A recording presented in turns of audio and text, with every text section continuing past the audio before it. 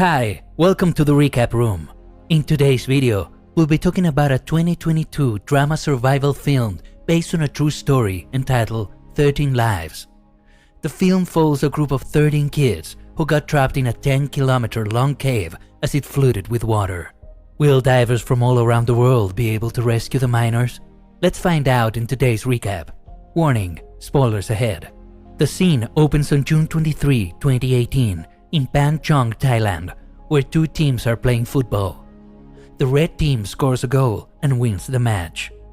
After the game, the team decides to go to the Tham Luang cave to celebrate the birthday of one of the players.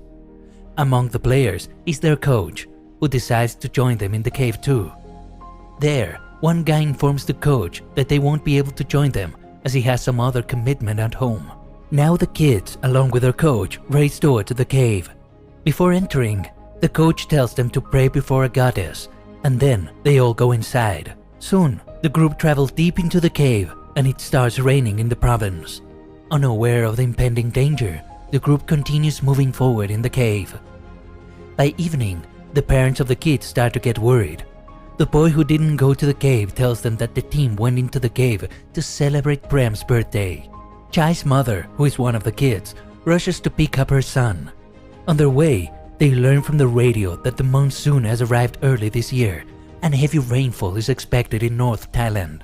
As they reach the entrance of the cave, they meet the parents of other kids who inform them that they cannot go any further as the cave has flooded already. The authorities have been informed already and the governor also gets to know about the situation. He arrives at the scene and meets the captain of the Navy SEALs who has already begun the rescue operation. The SEALs enter the cave with their diving gear, but they only make it to chamber 3, which is 800 meters in, while the cave itself is 10+ kilometers long. They return with one of the SEALs injured as they got hit by a flash flood. A sudden disappointment fills the air and the parents start crying out loud. Now, 2 days later, there is no news on the kids, and the authorities from the entire nation are working to rescue the kids. An attempt has been made to pump water out of the cave to reduce water levels, but no significant progress has been made. Now, a senior minister arrives at the commotion and he is unhappy with the rescue mission. The governor doesn't know if the kids are even alive or not, so the minister scolds him for not finding the kids. Now we see a water engineer who goes to meet a local mountaineer of the area. He tells him that pumping water out of the cave is useless as it will keep flooding because of the oncoming water from above. So the engineer needs his help to find the sinkholes that flood the water into the cave. Wanting to help the kids, the local agrees and takes the engineer to one of the sinkholes, and the scene ends there. Now it's day 5 since the cave flooded, and Thailand's government has invited experienced divers from all around the world to rescue the miners. In England, a guy named Rick receives a call from his fellow diver John, who tells him that both of them are invited to join the rescue mission in Thailand. Even though Rick doesn't like kids, he agrees to go with John. They arrive in Thailand and without wasting any time, they put on their diving gear and head towards the cave. However, an officer stops them as he doesn't want any foreigners dying in the cave. But a guy tells him that John and Rick are invited by the governor, so they are granted access. They dive into the cave and start moving forward, and we see that it's very congested in places. After a 3-hour-long dive, Rick and John reach the T-junction, where they find a guy who is stuck while installing the water pumps. They somehow rescue him and bring him back to the entrance. The governor thanks them for their help and asks how far did they go. Turns out, T-junction is the farthest place where they and the Navy SEALs were able to reach. Then, a former Navy SEAL, Saman, arrives at the base and volunteers to help the divers. While everyone is happy to welcome him, the father of one of the kids interrupts them and requests Saman to at least bring back the body of his son. Then, at a meeting, the governor informs everyone that there will be no more dives until the rain stops. Rick and John are unhappy with the decision. They can't do anything. Then it's day 8 and the governor meets the water engineer who volunteered to help. The guy tells him that they can direct water away from the sinkholes and fissures, but there will be a price to pay. The water will be directed to the land of local farmers, destroying their crops. The governor informs the local farmers about the situation, and they are fine with losing their crops if it saves the boys. With that, the water is directed to the farms in an attempt to decrease the water levels. Day 9, and the rain has finally stopped. John and Rick get ready to make another dive and make it past T Junction this time.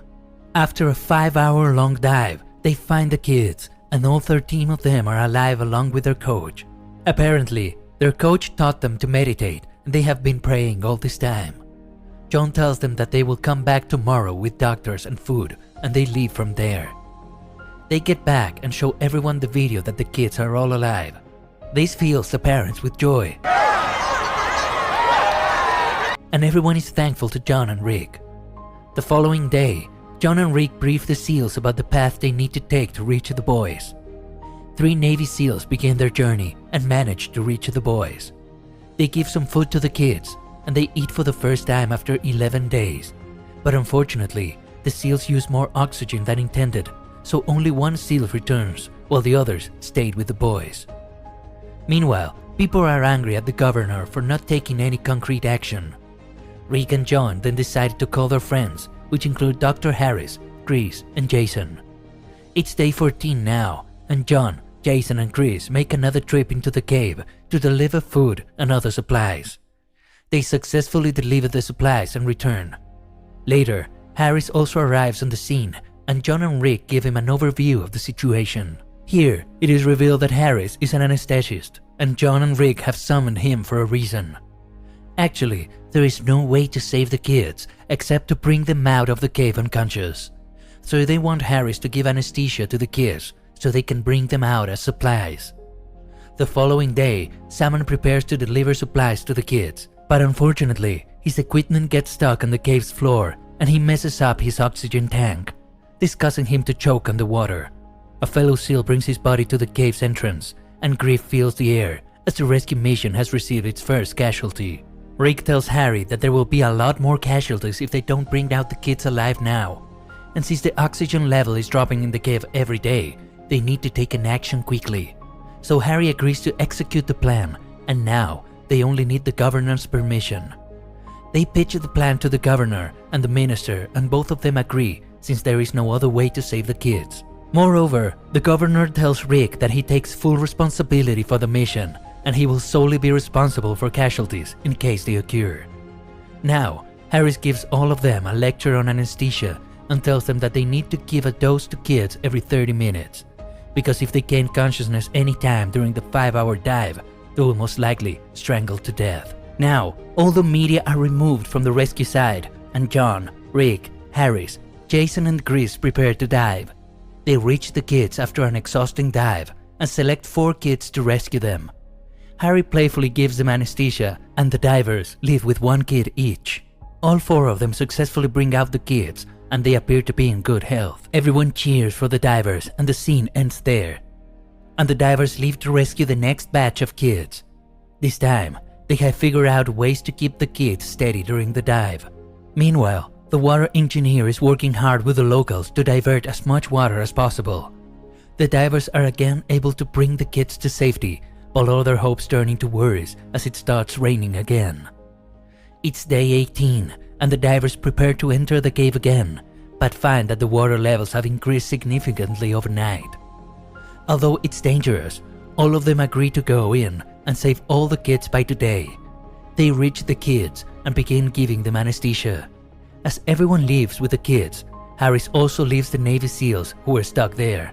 On his way, Chris loses the line he was following and gets stuck in the chamber with the kid.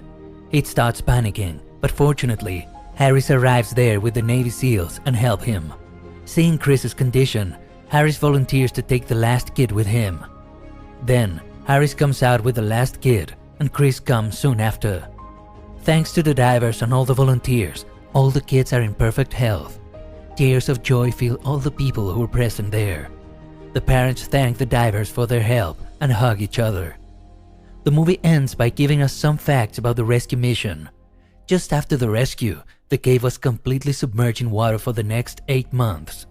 Farmers who lost their crops were given compensation by the government. More than 5,000 people from 17 different countries contributed to the rescue mission. Lastly, we are reminded that the mission wasn't without casualties. Salmon and one other Navy SEAL passed away during the rescue. And that was it for the recap, guys. Make sure to like and subscribe, and don't forget to hit the notification bell as well, so that you are notified on our next uploads. Thank you for watching.